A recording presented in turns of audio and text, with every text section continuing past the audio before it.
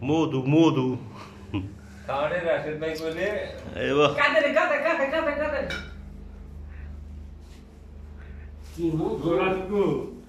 কই রাজত ভাই কই লেবু আছে হ্যাঁ তাজা লেবু নেই কেবল তাজা লেবু হ্যাঁ কো লেবু তোরটা জানিস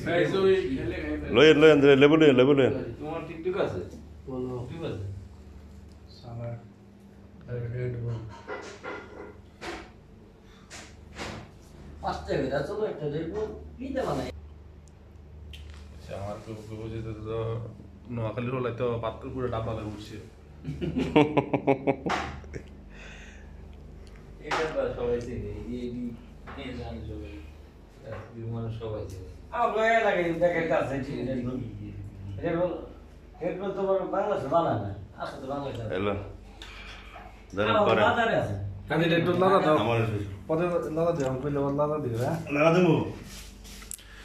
এইভাবে কথা এগুলো আমাদের বরিশালের বড় ভাই ওনার নাম মোতালেব হইলো আমাদের আমজাদ ভাই উনি শেফ আমাদের খুবই ভালো ফাঁকায় মাশাআল্লাহ ওনার বাড়ি হইলো ঢাকা দোহার না আর উনিও আমাদের মুরব্বী ওনার বাড়িও বরিশাল বড় ভাই ইনি ওনার নাম হলো এমদাদ ভাই আমাদের বড় ভাই সবচেয়ে সিনিয়র ভাই আর ওনার নাম আমজাদ ভাই আমাদের মহসিন ভাই ওনার বাড়িও ঢাকা দোহার না নবাবগঞ্জ উনি বিয়ে করছেন নারায়ণগঞ্জে আর এ আমাদের সাজিদ ভাই উনি বাংলাদেশি এবং ইন্ডিয়ান দুইটাই সব ইন্ডিয়ান হইলেও আমাদের মিশুক মানুষ খুবই ভালো মানুষ আমাদের সবার সাথে ইয়ে হয় আর উনি আমাদের শেফ বড় ভাই এই রাশিদ ভাই